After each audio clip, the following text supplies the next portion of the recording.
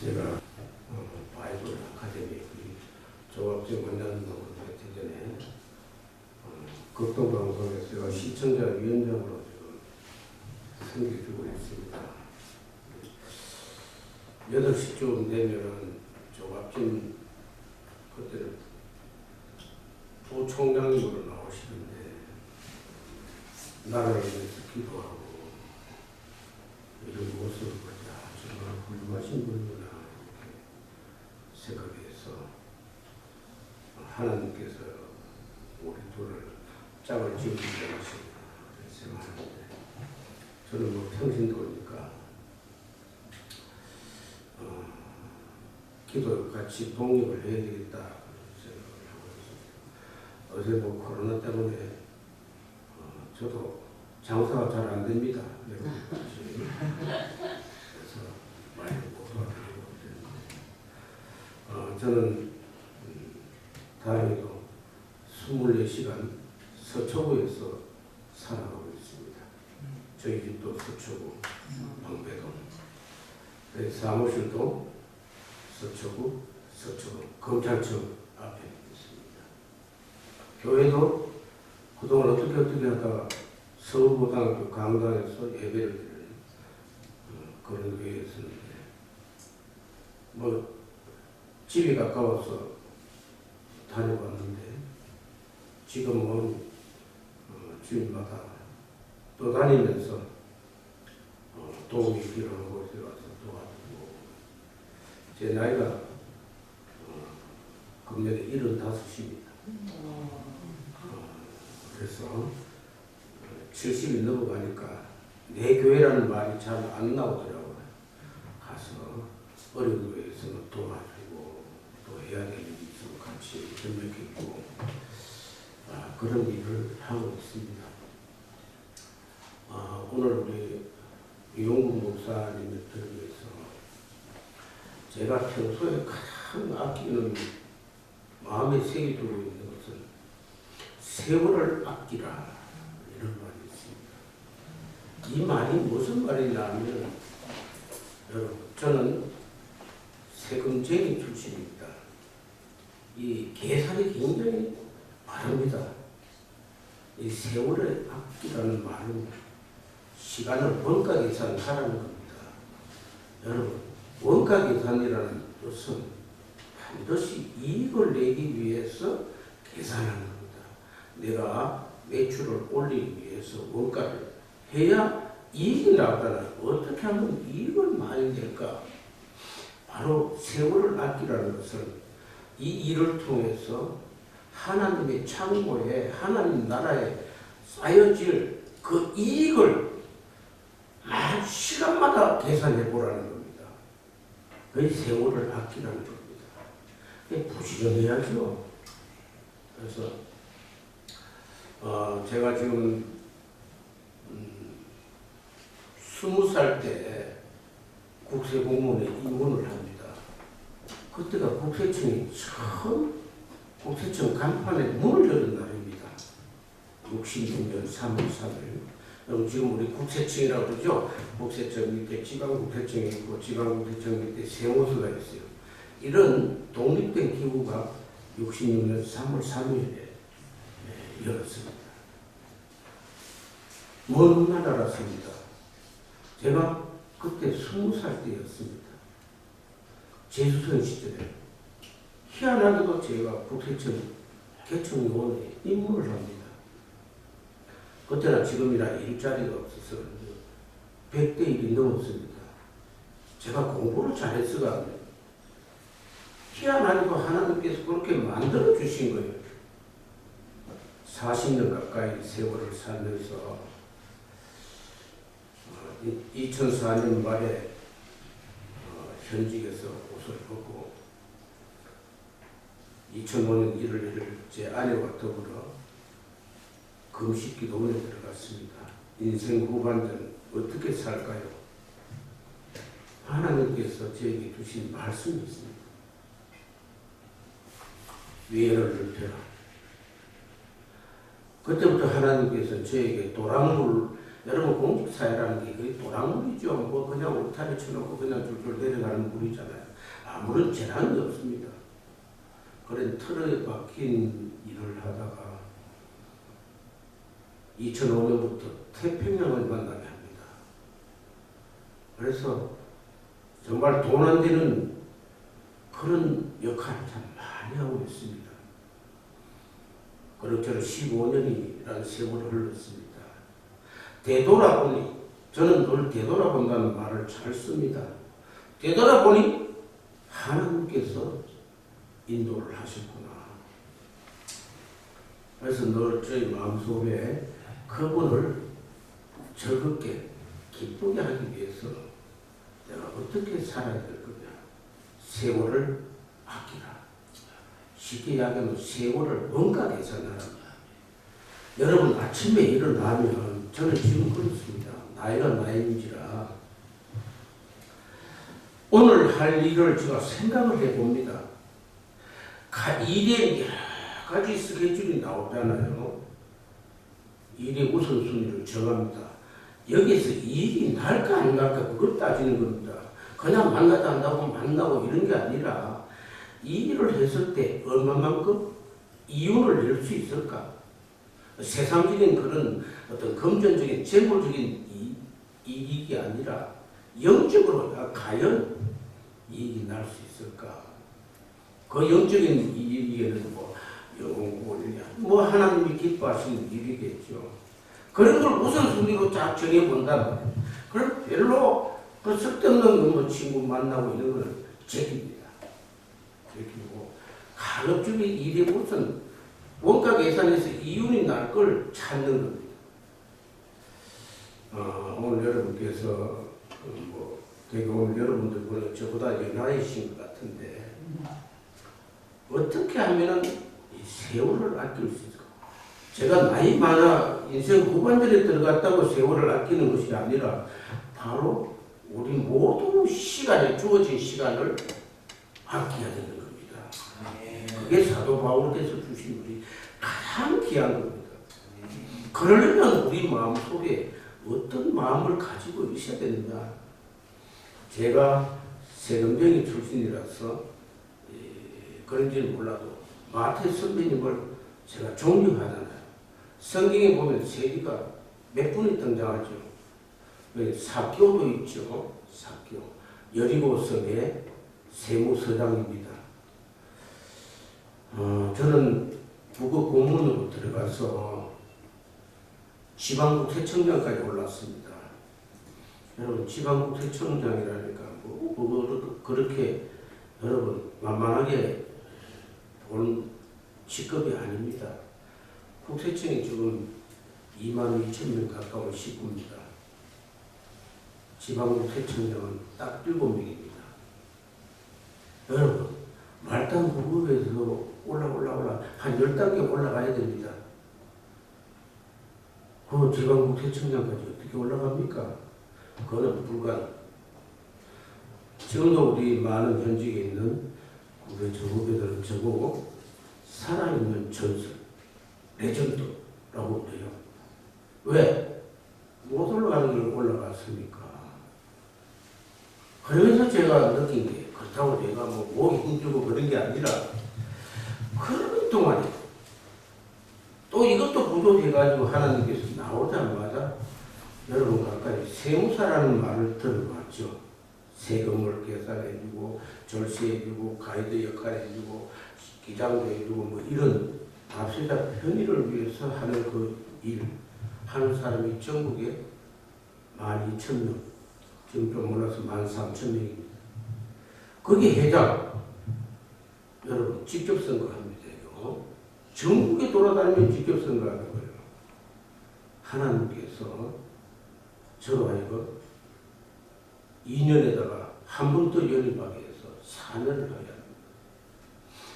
그때 왜 그렇게 하나님께서 인도를 하시느냐? 하나님께서 기분 나빴던 점이 있었어요.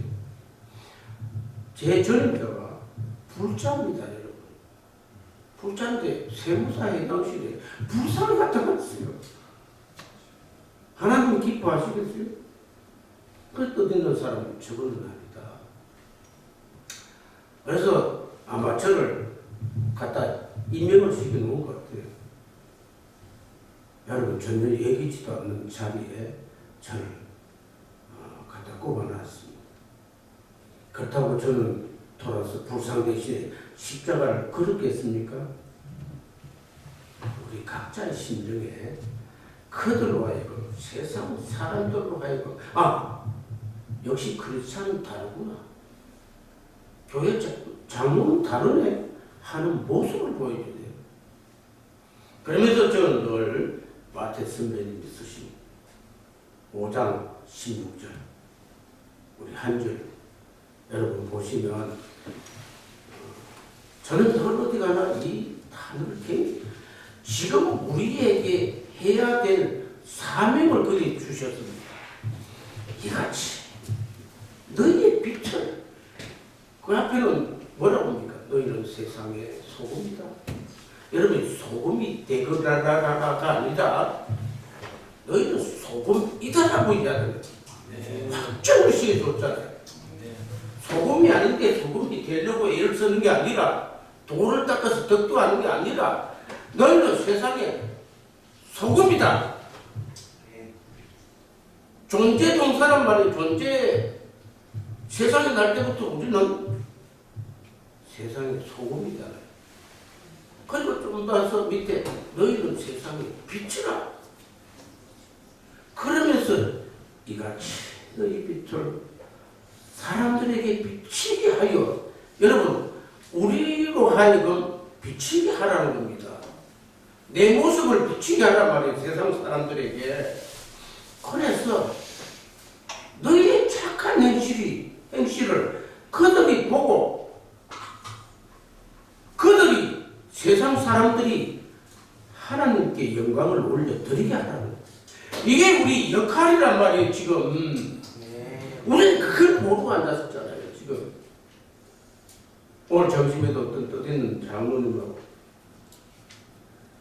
제가 극동방송에 지금 경제 칼럼을 5년 6개월 했더라고요. 매주 목요일 아침 8시 15분에서 25분 사이에 조용건 장로의 경제 칼럼 5년 6개월 했는데 이 장로님은 매주 그 시간에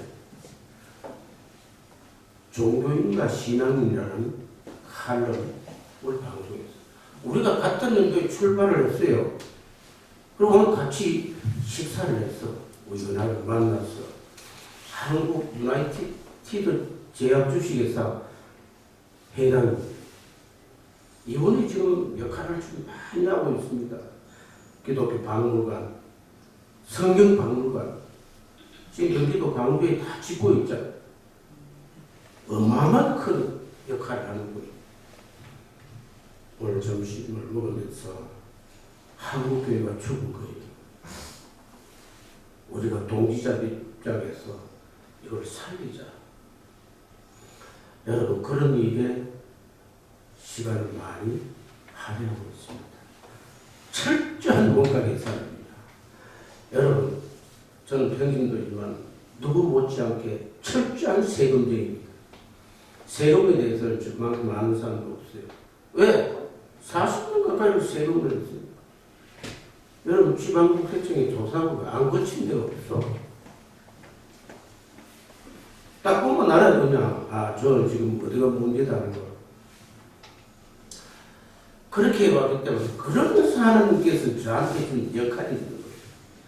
지금 대한민국 교회가 썩었습니다.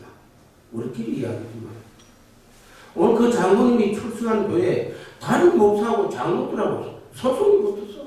다른 목사가 경찰에 고발을 했더라고. 조 장로님 내가 마음이 아픕니다. 바로 이 서초동이에요. 서초동. 땅이고 땅값이 없다니까. 죄송하지 우리 조갑진 총장님 제외하고 도마솔 아시는 목회 일본 목회단입니다. 이 때문에 난리가 난 거예요. 여러분 성장 그래도 안 되잖아요.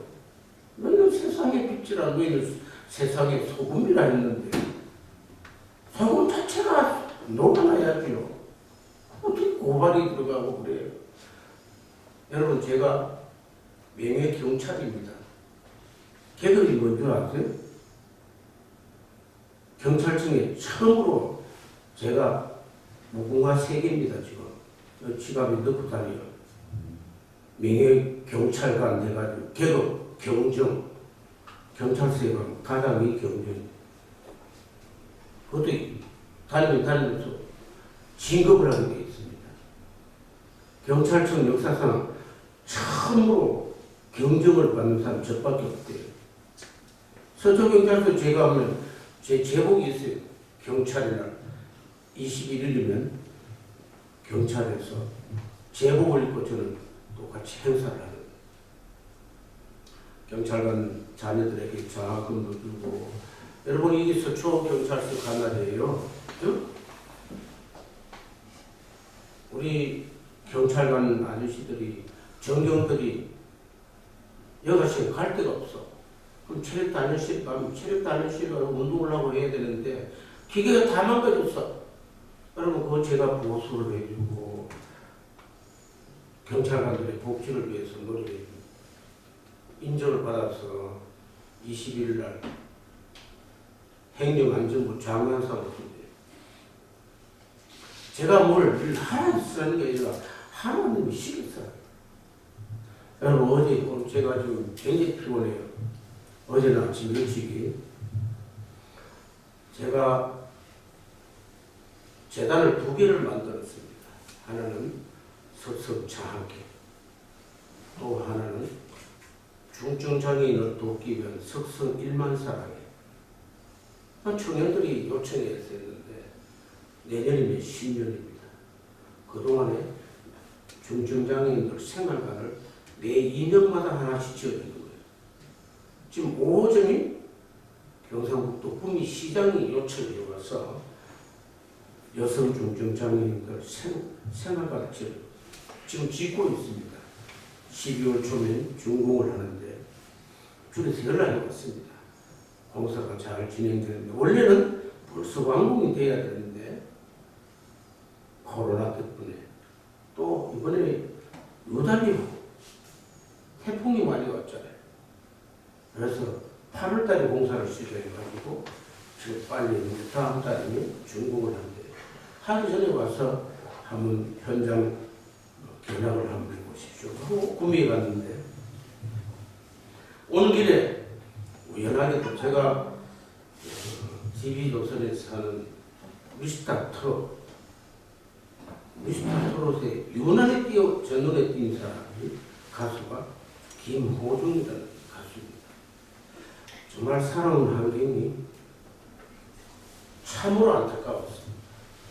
그런데 더없이 가수로서는 따라갈 사람이 없어. 창법이 달라. 테너에서부터 시작했는데 트로트 그 걷기라는 걸 그 목이 다 망가지는 거예요. 걷기라는 게. 그렇잖아요. 여러분 잘 아시죠? 그런데 그 가수가 그걸 기가 막히게 하는 거예요.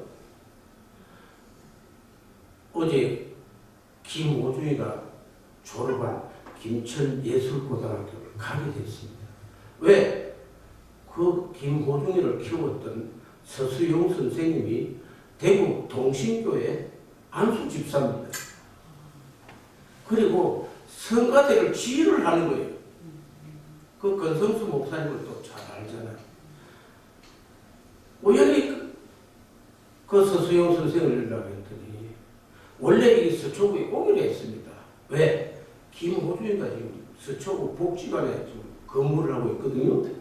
그래서 겸사겸사 만나기로 했는데 지금 여러 사항이 그렇지. 혹시나 잘못하면은 또 뭐 항제 근무니 뭐 이럴까봐 하지 말자. 제가 구미 간 김에 김천을 갔어요. 가니까 교장 선생님부터 장로님이야. 서수용 선생님, 교감 선생님도 장로고 온통 그 완전히 크리스찬 학교더라고. 사립학교. 그래서 서수용 선생님이 김호중이를 한 달에 한 번씩 전화번호 바뀐대. 저한테 대주는 거예요. 그러면서 저하고 통화를 하게 되는데 김오중이가 91년생입니다. 제가 대뜸 받자마자 호중아! 잘한다! 그러고 나서 눈물을 터뜨려. 그러니까 호중이가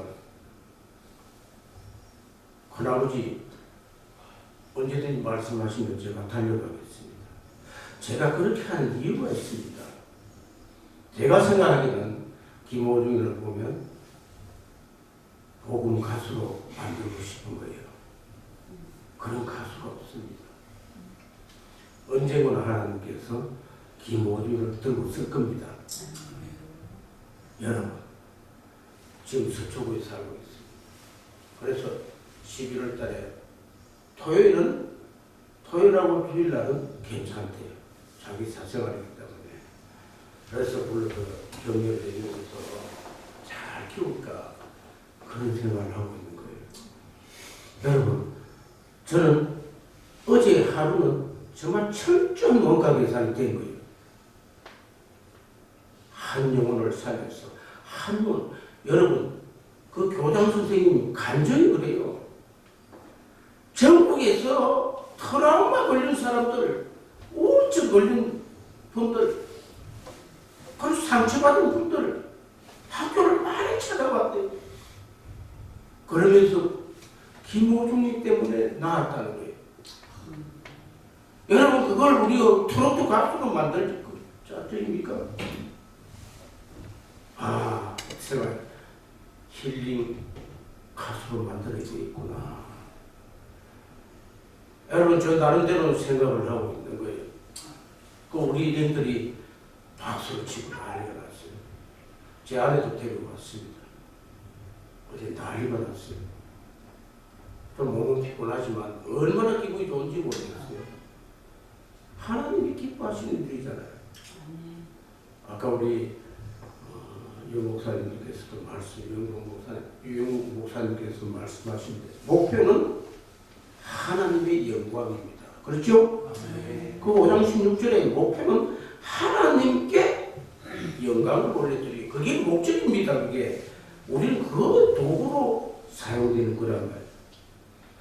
2005년부터 지금 살아오는 최근에 제가 국민일보에서 교통방송에 매년 칼럼을 하는 국민일보에서 회장이야 간부님들이 국민일보에 칼럼을 한번 써주십시오. 그래서 제가 지금 국민일보의 사회 논설위원입니다. 한 텀이 국민일보에 칼럼을 썼더니 국민일보 종교국에서 회장님 책을 냈으면 좋겠습니다. 차고 흔드는 움직이라. 여러 책이 두꺼우면 안 읽습니다. 그렇죠? 나도 그러니까 사람들이 읽기가 좋대요. 제목이 또 마음에 들죠. 네. 주제는 누가복음 6장 38절. 여기는 뭐냐? 가장 부패한 우리는 만몬신의 지금 신하들이에요. 우리는 아까 좀 전에 말씀드렸던 목회자님이라고 예외가 아니더라고. 이 만몬신의 특징은 뭐냐? 쪼개는 특징이 있습니다. 나누는, 갈등하지 않는. 여러분, 제가 국세청에서 상속세가 없어요. 수도 없이 없어요. 여러분, 그 재산에 대해서 가세라는 세금이란 말이에요. 상속세라. 여러분, 그래, 이번에 형이 아버지를 많이 거했으니까 형 재산 많이 가져가. 아니야, 네가 많이 가져가. 한 번도 못 봤어. 서로 싸우고 난리야. 서로 없이 99.99가 100%. 왜? 설령 형제지간이 있더라도 타인이 들어와서 그래요. 며느리, 사이 들어와서 부채질 하는 거예요. 왜 당신은 그밖에 못 받아와? 요새 다 n분의 1로 한다는데. 아니야, 우리 오빠가 아버지를 쓸데없는 소리하고 했는데 n분의 1로 멋대로 하라는 거. 그래서 갈등이 생기잖아요. 그거 수도 없이 봤습니다. 왜 그럴까요? 디모데후서 3장 1절에서 5절까지 보면은 2000년 전에 사도 바울은 말세기를 살아가는 사람들의 특징, 공통되는 재성 하나 보면 19가지가 있습니다. 19가지. 여러분 집에 가서 보십시오. 디모데후서 3장 1절에서 5절. 사랑하는 멘티 디모데야, 말세가 되면 사람들은 이런 재성들을 지니고 있다. 그러면서 5절에 가면 부디 너는 이런 사람들은 멀리 하거라. 여러분 그 19가지나 되는 재성 중에서 가장 큰 재성이 뭔 줄 아세요? 자기 사랑과 돈 사랑. 우리 예수를 안 믿는 사람도 이 말은 잘 압니다. 자기 사랑을 뭐라고 그러죠? 극단적 이기주의라고 그러잖아요. 극단적. 안 믿는 사람도 세상에 지금 말세를 살아가는 사람 특징은 극단적 이기주의다. 여러분 지금 정치하는 높은 사람이 있거나 없거나 하는 게 자기 위주란 말이에요. 극단적 이기주의, 즉 자기 사랑. 그 다음 두 번째 돈 사랑. 이건 뭐라고 그러냐? 예수를 안 믿는 사람들은 황금 만능주의라고 그러잖아. 돈이면 다 해결돼. 돈이면 다 해결돼. 그 다음에 내려가면서 뭐 감사치 않는 것, 뭐 이런 등등 재성들이 나와 있는데, 여러분 틈날 때마다 그 19가지 재성들을 한번 써보십시오. 그리고 여러분 마음판에 새겨보십시오.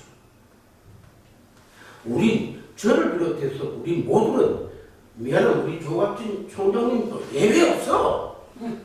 19가지 다 재성을 가지고 있단 말이에요. 그런 세상에 살고 있습니다. 성경에 좀 정답게 표현했습니다. 제가 쉽게 표현하면, 사랑하는 영적인 아들아 디모데야, 세상에 말세가 되면 이런 재성들이 있단다. 부디 너는 이것에서 멀리 하라. 그 뜻입니다. 우리 자녀들에게 그거 가르쳐야 되는 거예요. 오늘 보니까 유영국 목사님이 제대로 짚었어. 여러분, 제 손녀가 하나밖에 없습니다. 친손녀는 하나인데 외손녀 하나 있는데, 친손녀는 지금 대구에 내려가 있습니다. 그 집에는 손녀가 없어. 우리 며느리 위에 언니가 하는데 없어. 유일하게 기쁨조가 우리 친손녀가 내려가 있습니다. 걔 낳았을 때 제가 기도하면서 뭐라고 하는 줄 아십니까? 이름을 하영이라고 지었습니다. 좋아요. 하나님께 영광. 오늘 보니까 딱 그게 하나님께 영광이거든요. 봤잖아요, 이름, 그죠? 그런데 이름까지 우리 지어놓으니까 애가 다르더라고. 자기 외할머니는 유아교육과 교수입니다. 얼마나 이론을 많이 알겠습니까? 실습을 하는데 달라요. 애가 다르게 잘하더라고요.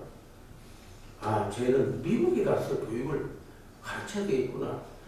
제가 불같이 있습니다. 언젠가는 아까 크리스찬 이 시스템, 이 커리큘럼을 좀 걔한테 좀 가르칠까 그런 생각을 하고 있습니다. 그런 예담이고, 제가 오늘 여러분에게 제가 살아온 길을, 어떤 삶을 살기에 도대체 그럽니다. 여러분, 제가 직함이 참 많습니다. 아까 명예경찰관, 서울고등검찰청에 가면요, 제가 지금 현직이 뭔지 아세요? 검찰시민위원회, 몇 해 전에는 민간인 대표로 있습니다. 지금도 검찰시민위원으로 있습니다. 검찰에서 오라죠, 경찰에서 오라죠, 국세청은 말할 것도 없고.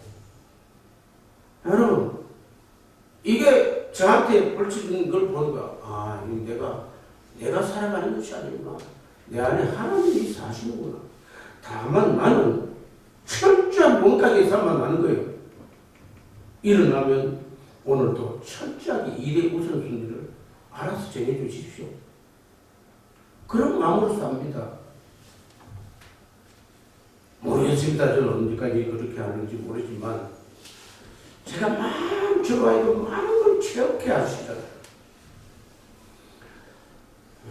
제가 학벌이 뛰어난 것도 아니고 저도 공부가 별로 싫어요. 대학 중퇴하고 그럼 오로지 국세청 일에만 매여 살았습니다. 근데 하나님이 저에게 부족한 것이 있은 거 아니에요. 야, 니 박사학위 없지? 박사학위. 예, 저 박사 소리 못 들어봤습니다. 제가 일에는 박사인데 실제로 주는 박사는 없습니다. 그래, 내가 알아서 줄게. 2014년도에 서울기독대학교라고 있습니다. 저 은평구에 학교 측 연락이 왔어요. 장로님, 명박을 드리겠습니다. 여러분, 무슨 박사 받은 줄 아세요? 제가 신학 박사학위를 주더라고요. 그것도 실천신학. 왜? 제대로, 장로는 제대로 봤어. 적격자입니다. 그러는 거예요. 지난 2016년에 국세청이 반 100년이 됐습니다. 국세청 역사하고 똑같은 신문이 하나 있어요. 신문사가 한국세정신문이라고 65년 11월 1일 창간이 됐어요. 그 신문사에서 저한테 연락이 온 거예요. 회장님, 저희들 특집으로 국세청의 반 100년, 50년 역사를 쓰고 싶은데 여러분 뭐 국세청이 흘러간 역사 뭐 정책이 어떻게 바뀌고 몇 년도에 뭐 부가가치세 생기고 이런 게 아니라 이런 거 하면 안 읽는다는 거 독자들이 누가 읽겠으면 저것도 안 읽지. 회장님이 살아온 이야기를 써주십시오. 왜? 후배들에게 그게 살아있는 교과서랍니다. 그래서 그 신문이 매주간마다 2번씩 나오는 거예요. 여러분, 2016년도 그거 쓰면서 1년 내내 휴가 못 갔습니다. 해외여행도 잘 못 갔어요. 왜? 그 연재하는 것 때문에. 88회를 하니까 나남 출판사에서 연락이 왔어요. 회장님, 우리 나남 출판사에서 보통 책을 안 씁니다. 이병철 자서전, 정주영 자서전 이런 책만 쓴대요. 근데 회장님, 우리가 책을 내고 싶습니다. 허락해 주십시오. 여러분, 그래서 책을 냈어요. 책 제목이 나는 평생 세금쟁이 이렇게 썼어요. 만부 나왔습니다. 국세청 후배들이 많이 보고 있습니다. 교과서. 국세청 흘러간 50년의 역사라는 거죠. 출판 기념회를 하는데 이문동의 동안교회 어떤 청년이 그 책을 읽고 회장님, 제가 너무 감명을 받았는데 제가 영상물을 하나 만들어 드리더니 참 약속을 해야 됩니다. 무슨 약속? 어디 가시든지 특강을 하시든지 간정집회를 하시든지 꼭 이걸 털어주는 조건입니다. 그 청년이 야무지게 저한테 옵션을 걸더라고요. 여러분, 제가 그 말을 안 들을 수 없잖아요. 그래서 오늘이 예외가 아닙니다. 그죠? 아까 우리 원장님께서도 그렇게 하시면 돼요. 예외 없이 털어야 됩니다. 가능합니까? 네. 한번 들어보겠습니다.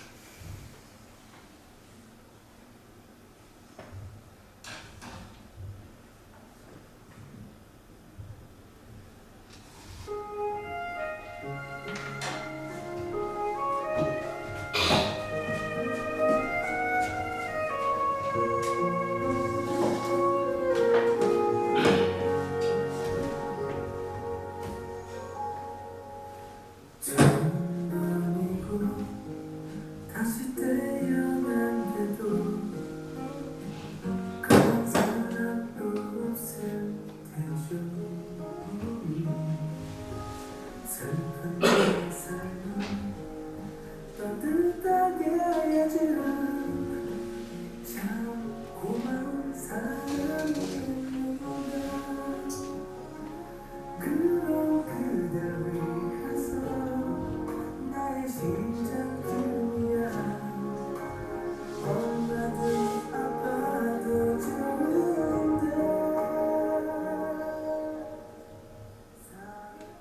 제54회 조영근 회장 모셨습니다. 박수로 환영해 주시면 네, 감사합니다. 제가 이 정통하고 인연을 맺은 것은 서무 공무원 때 우연히 어떤 분이 저한테 선물을 주고 갔습니다. 그때 이제 저희가 청소년 가장을 한번 도와야 되겠다 그런 감사한 생각을 하고 있었는데 잘 됐어요.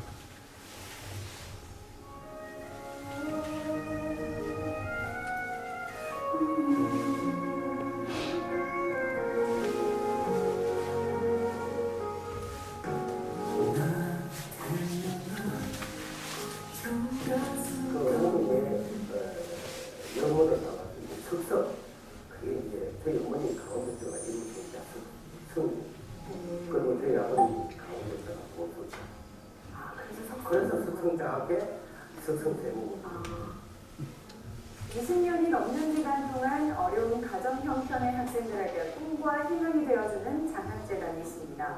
지역 선교 안에서 나눔과 섬김의 활동을 이어가고 있는 석성장학회를 취재했습니다. 김태형 기자가 전해드립니다. 석성장학회는 이달 초 가정 형편으로 어려움을 겪고 있는 18살 김모양에게 장학금을 전달했습니다. 아버지의 암투병으로 가정 형편이 어려워져 대학 진학 포기를 고민하던 사연을 전해듣고 장학금을 지원한 것입니다. 우리 아들들인데 제가 할 수 있는 일이라고 일밖에 없다는 것을 정말 장학금을 줬더라도 그 가정에 행복을 좀 심어주고 싶어서 이런 조그마한 일을 하게 됐습니다.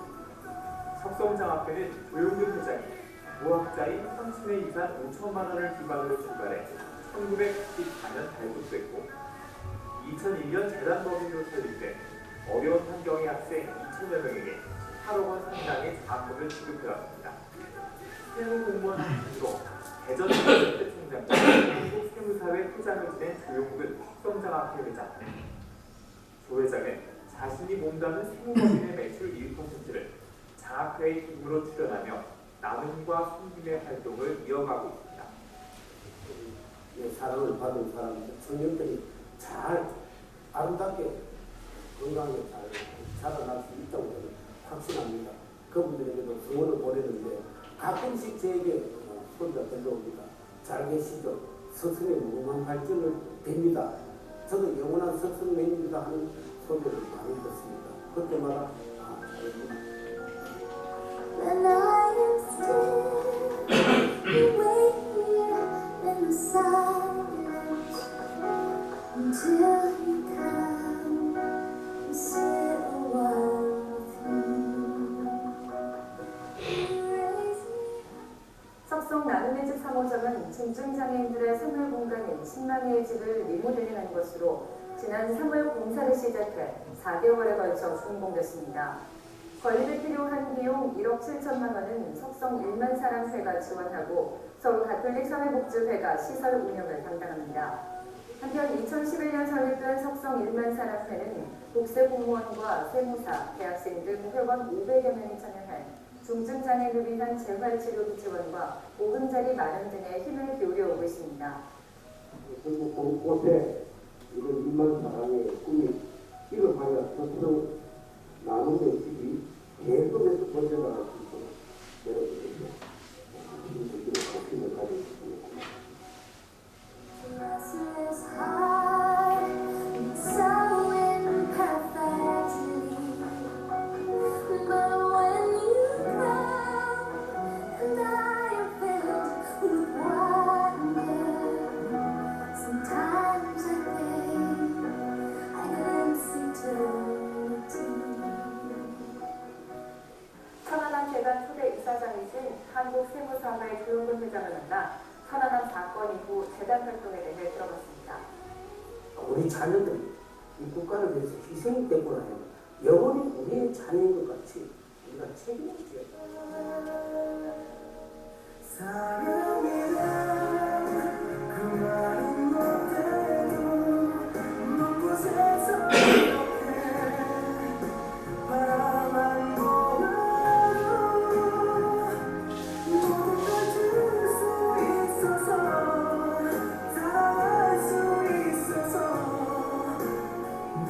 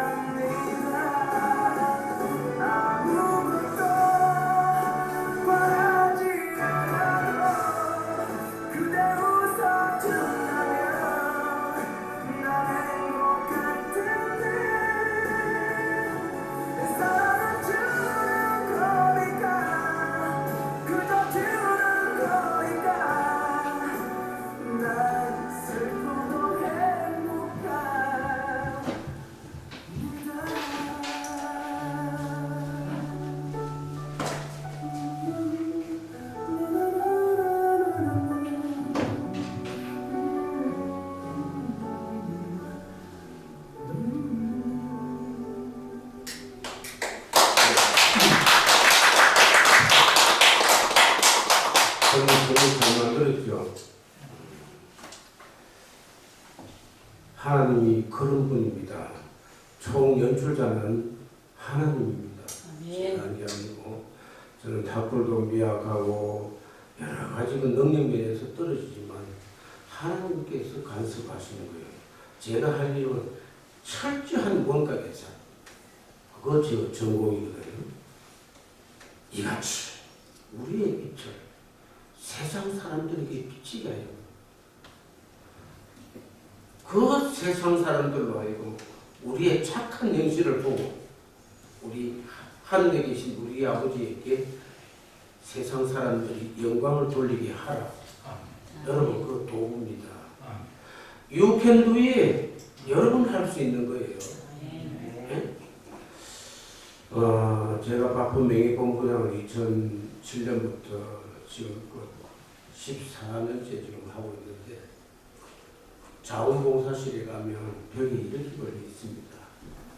나눔과 섬김은 5가지 원칙이 있다는 겁니다. 여러분, 제가 하늘에 떨어진 것도 아니고, 여러분, 제가 뭐 별난 사람도 아닌 거예요. 나눔과 섬김은 5가지 원칙. 여러분, 마음판에 새기십시오. 지금부터입니다. 미루지 마십시오. 적시고 하는 겁니다. 두 번째, 여기서부터 하는 겁니다. 비슷한 단어입니다. 지금부터, 여기서부터. 남에게 미루지 마십시오. 나부터, 지금부터, 여기서부터, 나부터. 네 번째, 굉장히 중요합니다. 작은 것부터, 작은 것부터. 네. 여러분, 제가 82년도에 국세청에 초급 간부로 있을 때입니다. 어떤 납세자가 저한테 양철통, 동전통을 하나 주고 갔습니다. 이거 어떻게 할까? 그때 제가 10만원씩 여가 동전을 한번 이어서 청소년 가장을 한번 도우고 싶다. 그런 단순한 생각을 하게 됐어요. 잘 안 되더라고요. 그래서 심지어 어떨 때는 지하철에 그때는 동전 막 여가지고 쏟아낼 때 일부러 지하철을 타는 거예요. 을지로 있고 해서 고도까지. 그래봐야 그렇게 했으면 모아도 3, 4만 원밖에 안 돼요. 이건 아니구나 해서 납세자들이 저한테 상담을 받으면 1,000원도 좋고 만 원도 좋고 해서 어쨌거나 10만 원을 만들어서 국세청에 수송금이 있으니까 바로 옆에 종로구청입니다. 종로구청 사회복지과에 가서 계좌번호 하나 달라는 거예요. 나는 누군지도 모릅니다. 계좌번호에서 10만 원을 송금합니다. 82년부터 지속적으로 했습니다. 작은 것부터. 제가 최근에 칼럼을, 극동방송에서 칼럼을 쓰고 있어요. 저 지갑에는 지금도 지갑에는 깨끗한 돈 1,000원짜리가 열상 10장 정도는 가지고 있어요. 어디에 쓰느냐? 예를 들면 택시를 타면 제가 기사 옆에 앉습니다. 앉아가지고 목적지 이야기하고 딱 1,000원짜리 한 장 또는 2장을 줍니다. 여러분, 기사 표정이 달라. 기사는 이건 TV야. 여러분, 그 한마디에 어떤 기사도 울어. 손님, 제가 40년 택시를 했는데 이런 경우는 처음 본다는 거거든요. 여러분, 꾸비꾸비한 돈 1,000원이 아니라 깨끗한 은행에서 신권을 받아와서 주는 거예요. 잘 보관해. 손도 주고. 여러분, 꾸비꾸비 하지를 않습니다. 깨끗한 돈을 주니까 자기도 두려운 거예요. 여러분, 작은 것부터입니다. 달라지잖아요. 내가 예수 믿으란 말도 안 해. 손님 교회 나가세요. 그래. 그냥 끝입니다. 역시 선생님 같은 분은 드뭅니다. 여러분 그 순간에 그 1, 2천원짜리 감동이 들어가는 거예요.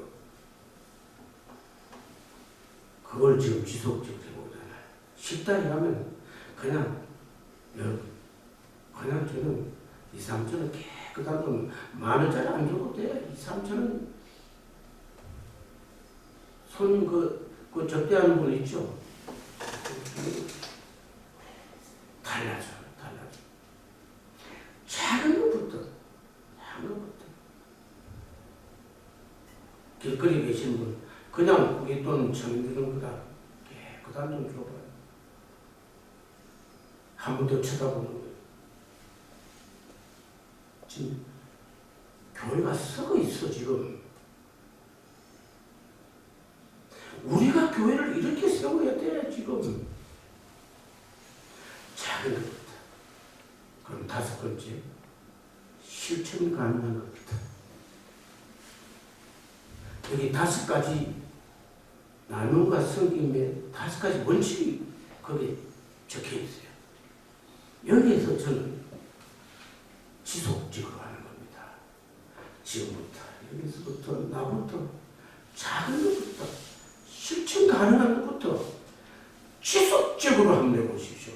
여러분, 82년도부터 제가 해왔습니다. 여러분, 우리는 나눔에 중독이 되는 거예요. 여러분, 나눔 뭐 하늘에서 떨어진 거 아닙니다, 여러분.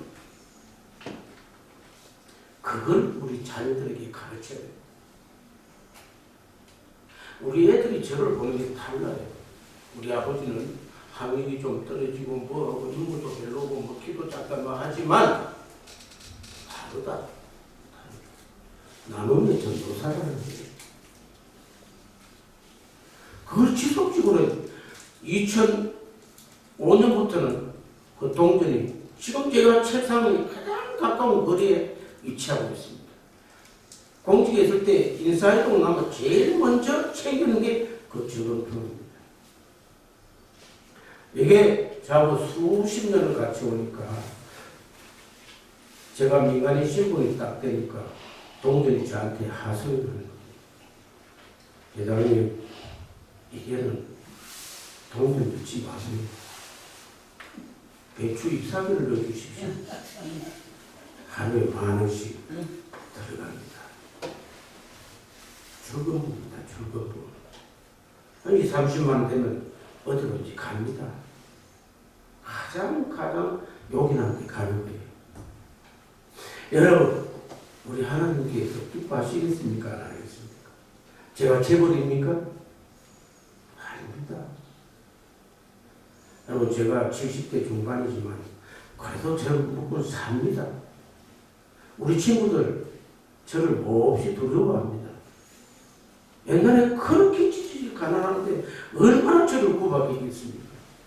여러분, 제가 우리 아버지가 직조공장 기사예요. 일본 오사카에서 어머님하고 만나서 결혼해서 해방 들어가서 다시 와서 6.25 때 인민군에 안 불가려고 다시 오사카로 가서 도망쳐 갔단 말이에요. 가서 뭘 배웠느냐? 직조공장 기술 조작하는 거 배워봤어. 제가 진주서 태어나가지고 8살 때 대구로 간 거예요. 여러분, 왜? 우리 아버지 직장이 그곳에 섬유 산업이 많으니까 그래서 대구 간 겁니다. 여러분, 7 식구가 방 2칸짜리 사는데 어떻게 했겠습니까? 제가 절간에 부지런히 다녔습니다. 엄마 손잡고. 제 어머님이 불자잖아요. 무학자인데 어찌나 싸우는지 아버님하고. 여러분, 제가 왜 장하게 만든 줄 아십니까? 석성이 저희 아버지 어머니 가운데 자잖아요. 그분들이 무학자잖아요. 한없이 싸우더라고. 어린 청소년을 제 가슴에 그 싸움의 현장을 피해서 바로 앞에 학교 운동장에 돌면서 제가 밤새껏 외친 말이 있어요. 우리 아버지 언제 죽노? 우리 아버지 언제 죽노? 이분은 평소에 그렇게 말이 없는 분인데 한 잔만 걸치면 폭군이 밥상이 날라고 가지도구가 날라고 성한 게 없어. 그러고 또 아침에는 언제 그랬더니 사람이 달라고 못 배워서 그렇구나. 저희 어머님 제가 군에 있을 때 52세로 돌아가셨어요. 처절했잖아요. 제 막내 여동생이 고2 때입니다. 야간부 학교 다니는 여상 다니는 거예요. 그럼 어떻게 신학교 들어갔어? 그것도 야간부예요. 그럼 어떻게 만나가지고 선배를 만났어요? 여러분, 제가 그 막내 여동생 보면 왠지 모르게 미안해 죽는 거예요. 근데 다음에 목사하고 결혼했어. 지금 미국 애틀랜타에서 제일 큰 교회 담임 목사예요. 1,700명 정도가 출석하는 교회. 미국 애틀랜타 한 세한 장로교회 송상천 목사 각시가 되어 있는 거예요. 그런데 어느 날 저희 어머님이 야야 나는 이번 1월부터 예배당 나가란다. 그때 어머님은 어린 아동들을 데리고 다니는 거예요. 외출 나갈 때 마실이라 가지고 외출 나갈 때는 혼자 안 가요. 학부모들을 하나 데리고 제가 뽑히갔잖아요. 집에서는 있는 놈 많은 놈 하는 사람이 그렇게 처절하게 가느라고 싸우고 그랬는데 여러분 제가 그 난중에 초등학교 6학년 개업만 탔습니다. 초등학교는 뭐 한 1km 뭡니까 뭐 그렇다 치더라도 중학교 4km에 걸어서 다니는 겁니다. 3년 개로상 탔습니다. 여러분 조퇴도 없어. 조퇴도 인정을 안 하는 거예요. 고등학교 역시 4km에 걸어서 다녔잖아요.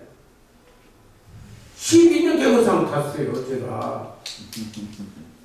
그게 제가 공적으로서 일입니다.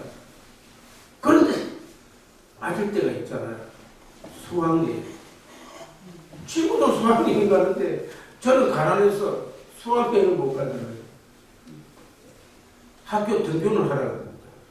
출석 확인 4km에 가서 출석 확인 받고 돌아갈 때 제 모습이 어떻겠어요? 제 마음이. 친구들은 왕따예요. 왕따. 여러분 그렇게 해서 제가 어렵게 국어 공무원이 됐어요. 친구들이 막 자기들은 서울에서 학교 다니고 내보다 공부도 못하는데 막 그러는 거예요. 세무서 다니면서 여러분 제가 대구 영남대학교 전신인 청구대학이라고 있습니다.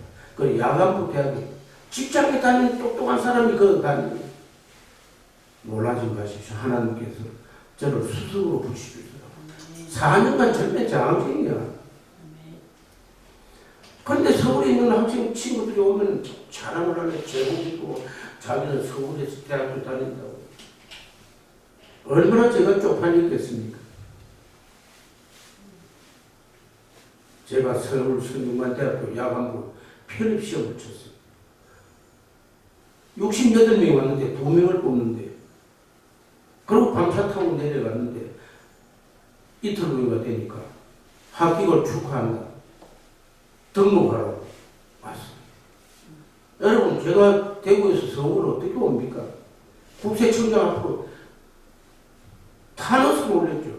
그때 저하고 이름이 비슷한 사람이 있더라고. 이분은 우리 하만조가 일가겠구나 하고 그분한테 편. 요새는 한 감사국장쯤 되는 것 같아요. 자본의 편을 썼어요. 존경하는 형님하고 못하는 거 썼어요. 써가지고 제가 학교 졸업하고 이렇게 해서 서울 성균관대학교 야간부 편입시험에 합격했습니다. 그 그 형님이 얼마나 자랑스럽게 생각하는지 내 중에 우리 집안에 이런 동생이 있었다고 자랑을 하는 거예요. 그러면서 국세청이 생긴 지 얼마 안 되니까 이 수도권에 세원은 많은데 직원이 적은 거예요. 그 지방에 있는 유능한 사람을 뽑아 서울을 올리는 거예요. 거기 뽑혀와서 서울을 갔어요. 68년. 여러분 하나님께서 그렇게 인도하시더라고요. 나중에 알았습니다. 나중에. 여러분 그런 전력을 가지고 제가 살아왔습니다. 지금도 미국 애틀란타에 그 막내 여동생 보면 제가 안쓰러워. 생활할 사람이 없잖아요. 아버지를 보필할 사람이 없잖아요. 그래도 지금 그 어머님이 그렇게 대신을 하고 나서 여러분 그 대구 달서교회라고 지금은 한 5천 명이 출석하는 교회더라고. 그 옛날에는 마룻바다에 거기서 뭘 이 어머님이 기도를 하신지 그 목자가 뭘 기도했겠어요? 내 새끼 불쌍히 여겨주십시오 않겠어요? 저는 그 어머님의 기도 덕분에 그렇게 살아온 거예요. 여러분 그 후손들이 지금 장로 나왔지 목사 나왔지 여러분 모두가 신자가 됐잖아요. 그러면서 하나님께서 저한테 사명을 주신 거예요. 하나님의 은혜죠. 여러분 제가 이렇게 다니면서 제가 자랑하려고 하는 게 아닙니다. 저같이 못난 사람도 이렇게 하나님께서 택하셨어. 여러분도 모두가 택함을 받은 사람이에요. 지금 아멘. 소금이고 빛이라 했잖아요. 아멘. 그런데 왜 좌절하고 그래요? 여러분 제 각시하고 아까 각시 좀 잘생겼죠? 옛날에 이태영 박사라고 우리나라 여성 변호사 1호 1호입니다. 그 밑에 비서로 있었어. 그때 저를 만났잖아요. 죽기 살고 저 여자 내 여자다. 계속 따르면 이화여대 법대를 나왔어요. 어느 결혼식을 하는데 결혼하게 됐어요. 이태영 박사가 내 손을 조금 영에 잘 챙겨줘라. 거의 정대철이 엄마예요. 우리나라 우리 검찰청에 사무관으로 하고 있는데 여러분 결혼하자마자 저는 일 중독자가 돼서 그만 끝나버렸어. 제 각시는 투명인간이에요. 제 엄마도 없잖아요. 홀씨 아버지를 모시고 다녔잖아요. 아파트 그 30몇 평에 홀씨 아버지 모시고 제 아버님이 식도 안 먹어요. 3년간 투병하는데 나는 병원도 못 갔어요. 그냥 우리 집사람이 엉덩이 가고 시아버지 엉덩이 주사를 본 거예요. 주사를 배워가지고 그래서 3년간 수발을 들었어요. 그럼 제가 고마워야 되는데 저는 일밖에 몰랐잖아요. 나중에 이혼을 하자더라고요. 여러분 왜 제가 각시를 이렇게 잘했어야 되는데 직접 일밖에 몰랐으니까 그러니까 지방국세청장 갔지요. 그때 제가 비로소 남편의 역할, 아빠의 역할을 배운 거예요. 그게 저 인생 후반전을 위한 작전 타임이에요. 그게 뭐냐? 바로 근자예요. 오늘의 주제는 근자예입니다.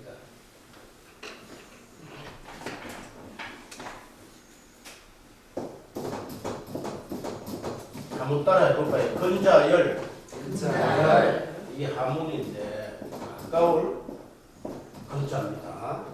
사람 자자. 열자가 무슨 열자? 연락이 할 열자? 아니요. 열받게 할 열자 아니고 이런 열자입니다. 무슨 열? 가까이 있는 사람을 기쁘게 하면 가까이 있는 사람을 기쁘게 하면 원자가 아니라 멀리 있는 사람이 구름대같이 보인다는 겁니다. 이 시간 제가 여러분에게 꼭 드리고 싶은 덕목이 바로 근자열. 이 덕목이 뭐냐? 여러분 주위에 여러분하고 가장 가까이 있는 사람을 기쁘게 하십시오. 여러분, 제가 이 제목으로 특강을 한 중에서 가장 머리에 남는 게 있습니다. 여러분, 제가 육군 병장 출신이에요. 육군 병장 5대 장성이라고 그래요. 그런데 2014년도에 천안함 재단 이사장 자격으로 육군, 공군, 해군, 아까 참모총장과 같이 사진 찍었죠. 여러분, 그 사진은 누구만이 찍을 수 있느냐 하면 국군 통수권자만 그 사진을 찍을 수 있대요. 대통령. 딱 대통령만 육군 참모총장, 공군 참모총장, 또 해군 참모총장 이렇게 찍을 수 있대요. 그걸 제가 찍었잖아요. 봤죠? 아까 별 4개짜리에 별 4개짜리 제목이 건자예요. 여기서 건자 이름이 도대체 누구냐? 건자. 가까운 건자, 이 가까이 있는 사람 누구겠어요? 가까이 있는 사람 누굽니까, 여러분? 여러분 자신의 가까이 있는 사람 누굽니까? 남편이잖아요, 남편. 자식이잖아요. 가족이잖아요. 교우들이잖아요. 직장 동료잖아요. 그리고 자기 자신이 건자란 말이에요. 가장 그 중에서 가장 가까운 건자는 하나님. 그거를 기쁘게 하란 말이에요. 기쁘게. 제가 아까 서두에 그렇게 던진 거는 제 각시하고 저는 완전히 남남이 됐어요. 완전히 다른 사람이더라고. 제가 혈액형이 O형이거든요. 제 각시는 M형입니다. 달라. 제가 볼 때 아유 저 원수 같은 사람이 이래 나오는 거예요. 왜? 완벽주의거든. 완벽. 모든 게 완벽해야 되는 거예요. 그래 걱정 안 해도 될 걸 걱정을 하더라고요. 잔소리를 자꾸 하다는 저한테 제가 볼 때는 그게 잔소리인 거예요. 아 그냥 대충 얘가 가면 되지. 내일 여행 가는데 내일 오늘 소풍을 가는데 가족들 그걸 나가는데 뭐 제가 볼 때만 너무 골이 아픈 거예요. 하나부터 완벽하게 만약에 가다가 뭐가 생기면 어떡하지 막 이런 걱정까지 하는 거예요. 가면 되는데 여러분 내가 볼 때 얼마나 화가 났겠어요. 그 산바탕 또 해보는 거예요. 여러분 그런 아내입니다. 자금 전혀 성격이 안 맞는 여자라는 거예요. 그러니까 자고 만나면 충돌인 거예요. 그러니까 제가 생각 안 되겠다. 이혼하자는 거예요. 그래서 여러분 제가 처음으로 찾아간 곳이 정택이 총장을 만났죠. 크리스찬 치유 상담원에서 하는 부부 행복 프로그램이 있대요. 저 설악산까지 갔는데요. 켄싱턴 호텔이라고 2박 3일 갔는데 가다가 싸웠잖아요. 왜냐하면 그때 노무현 정권인데 다 휴가가 나가는 거예요. 휴가를. 근데 휴가도 가본 사람이나 알지 저같이 한번도 안 가본 사람 휴가를 못 가는 거예요. 근데 딱 잡고 가자는 거예요. 운전을 하라는 거예요. 여러분 운전하는데 설악산까지 가는데 4시간이 걸려요. 4시간 반 걸렸어요. 가다가 또 한바탕 했잖아요. 물어보자. 호텔이 그것밖에 없나? 서울 이 부근에 나오나 말봤다. 천지백화지다. 그 왜 그렇게 하려고 그러냐? 돌아가자. 아니 가보자. 어느 사람이 붙었어요. 그걸 또 할 수 없이 갔어요. 5시간 운전을 해가지고 가는데 보니까 70몇 상이 왔어요. 전부 저하고 똑같은 사람이에요. 알고 보니까 이혼 직전에 있는 커플들이 있는 거예요. 조별 모임을 하는데 5커플씩 하는 거예요. 이제 듣기 시작한 사연들을 듣기 시작하는데 세상에 이런 부부가 있구나. 여러분 아내는 돌돌 부는 거예요. 그냥 막 말하다가 그냥 자 졸도하겠더라고. 아 이런 남편도 있구나. 여러분 2박 3일 가서 들어가서 울고 들어갔다 울고 나오고. 정작 여러분 발표를 해야 될 우리 저는 추첨해가지고 왔는데 한 1번 아니면 2번 했으면 우리 것만 하고 돌아오려고 생각했었는데 5번째를 걸렸네. 그래 1, 2, 3, 4번 하는데 벌써 2박 3일 지나가는 거예요. 그래서 제가 얼마나 울었는지 그러면서 이게 부부관계가 이런 겁니다. 그럼 그때부터 돌아와서 저는 부부 사회를 하는데 저는 코리더입니다. 6년 이상 했습니다.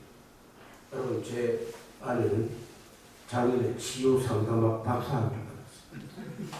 미국에서. 여러분 그렇게 하나님께서 만들어 가시는 거예요. 그 인생 후반전을 위한 건자열 첫 번째 작품. 제가 조금 전에 말씀을 드렸는데 우리 아버지 언제 죽느라고 수없이 외쳤잖아요. 여러분 그 말을 조심해야 되겠더라고. 말의 시가 된다고. 2000년입니다. 밀레니엄 시대에 제가 우리나라에서 제일 큰 세무서의 세무서장을 하고 있을 때입니다. 서울 영등포 세무서장.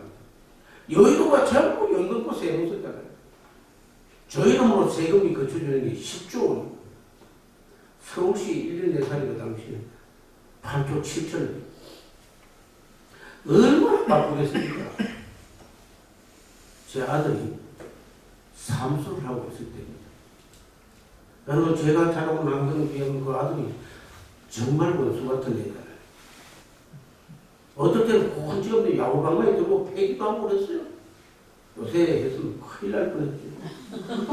여러분 그렇게 어느 날 제가 퇴근을 해보니까 그 아들 책상에 이렇게 쓰여 있는 거예요.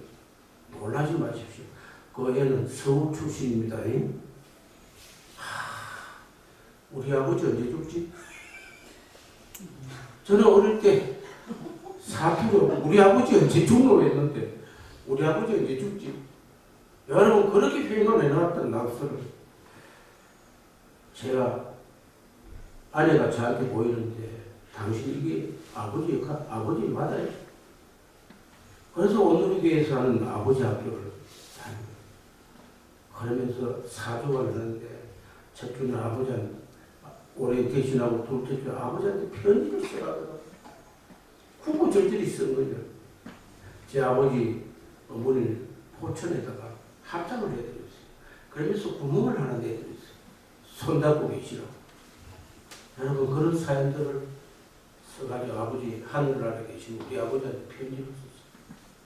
아버지 내가 어릴 때 아버지 언제 죽노라고 수없이 외쳤습니다. 그런데 지금 당신의 손자가 나한테 우리 아버지 언제 죽더라고 썼습니다. 모든 책임은 아버지한테 있습니다. 나는 책임 없습니다. 당신 때문에 그렇습니다. 여러분 그렇게 했으니까 그게 무슨 최우수 작품상이래요.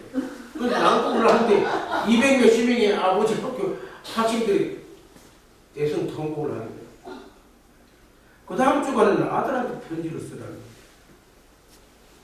그러면 무엇보다 저를 괴롭히는 게 그 아들이 사랑스러운 20가지 이유를 쓰라는 거예요. 정말 볼때 그냥 숙제 아닙니다. 나온 거예요. 일주일 내내 결제를 못하는 거예요. 세무서장이. 그것 때문에 너 숙제 때문에 지금도 들어오지 말라고. 여러분 그거 하니까 20가지가 나오더라고요. 6살 때 뭐 아침에 출근하는데 얘가 뭐 완전히 시커먼 얘가 구두를 닦은 거예요. 구두를 닦아서 아빠 구두값 내놔라 닦아. 그때 그 손 버릴 때 제가 사랑스러웠다. 어느 날 토요일 날 모처럼 했는데 얘는 아빠 나는 공부가 싫어. 야구밖에 몰라. 아빠 캡처니까 잘 받아야 돼. 이렇게 떨어지는 걸 드롭이고 이렇게 가는 사이드고 뭐 이렇게 하면서 이야기하는 그 모습에 사랑스러웠다. 이렇게 하니까 우리 88 올림픽 때 마루에서 그 레슬링 그거 하는 거 있잖아요. 그거 하면서 자기가 이겼다고 불러했던 그 모습. 이렇게 해서 한 20가지가 써서 아버지 학교 냈는데, 아버지 학교에서는 그걸 코팅을 해서 그 아들의 주소로 보낸 거예요. 그 주소가 어디겠습니까? 제가 살고 있는 데. 오늘 들어가니까 자기 방문에 문이 잠겼어. 그때 수능 한 100일 앞두고 준비했어요. 근데 그래도 통상적으로 애가 아빠 다녀오셨어요 할 애인데 문이 잠긴 거예요. 이것도 사고 친 거 아닌가 걱정을 하고 있는데 집사람한테 물으니까 글쎄 몇 편물을 보고 안 나온다는 거예요. 물을 거예요.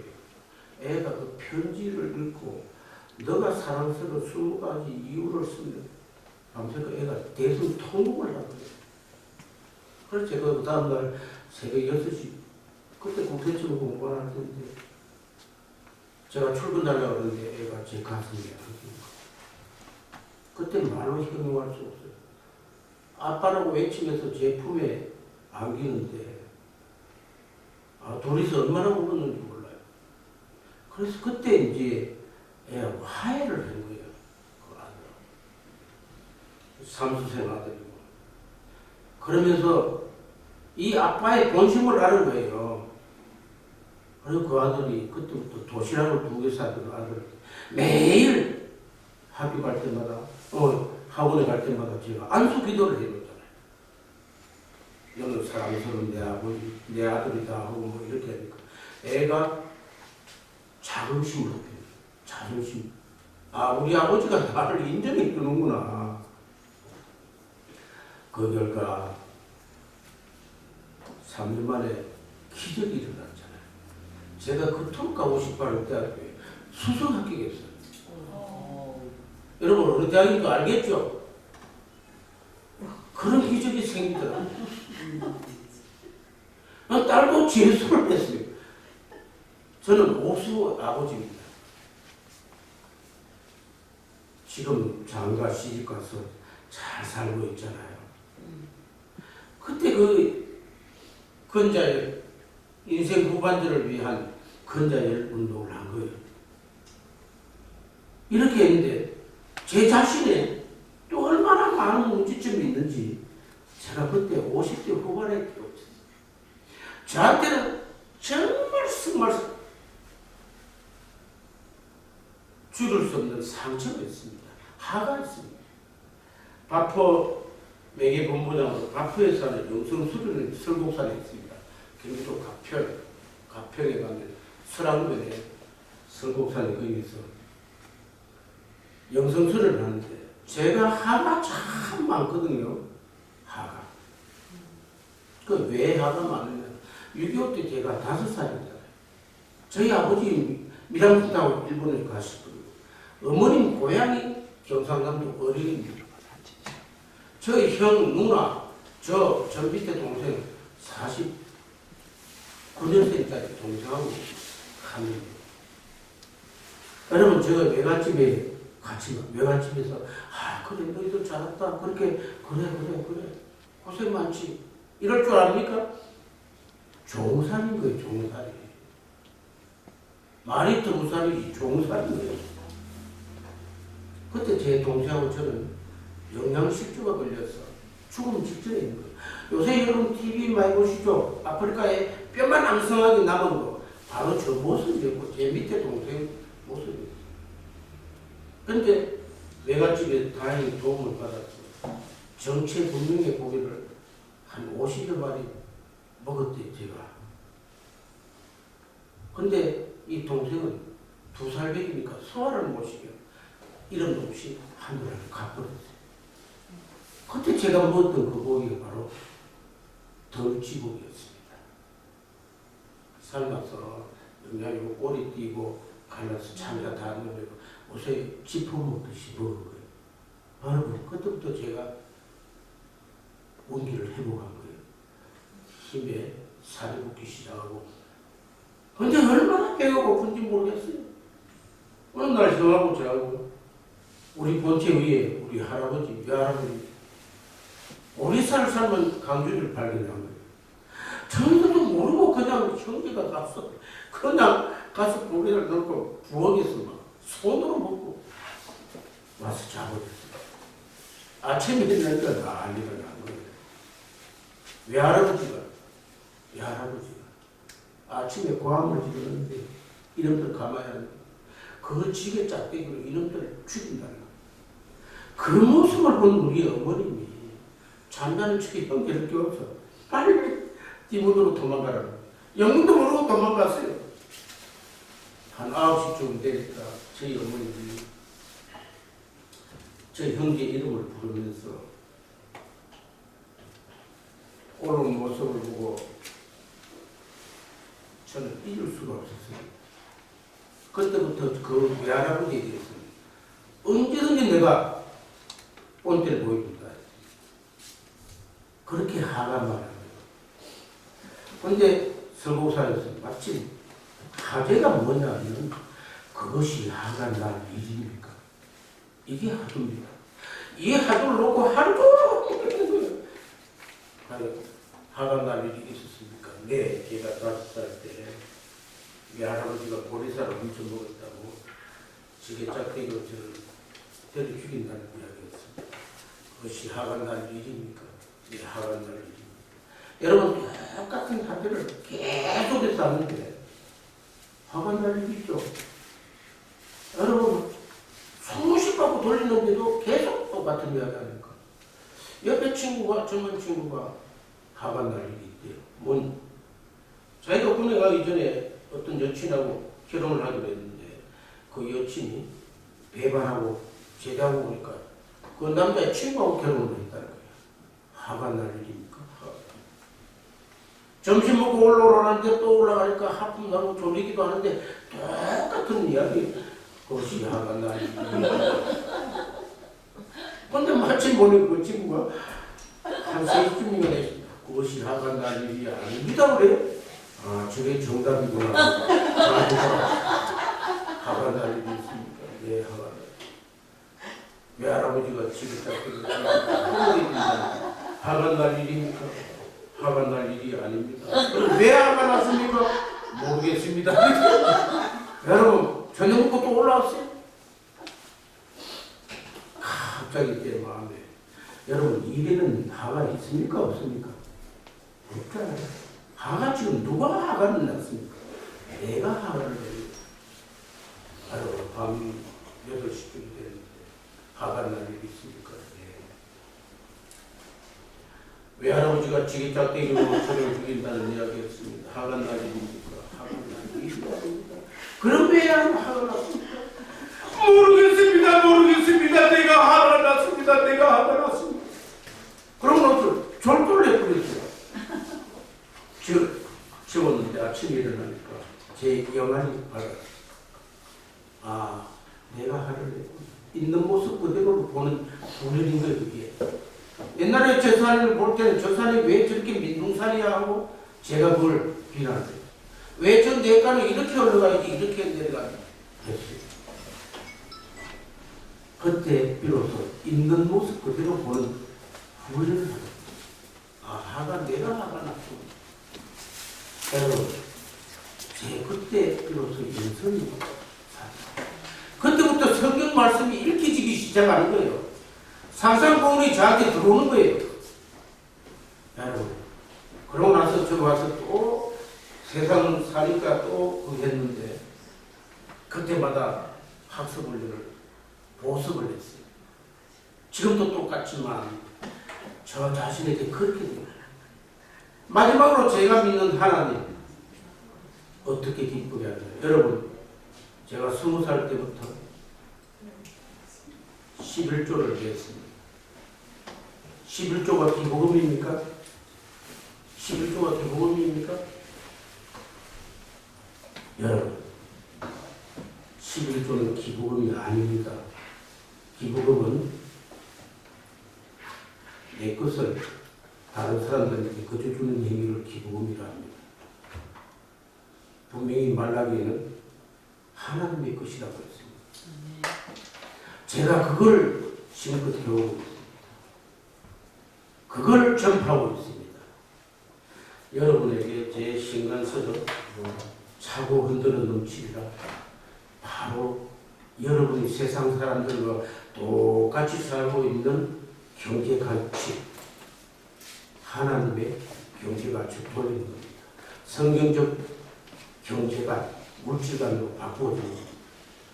돌아가실 때 꼭 한 번씩 돈을 안 받을 테니까, 돈을 안 받으면 잃지를 않는데 억지라도 돈을 받으십시오.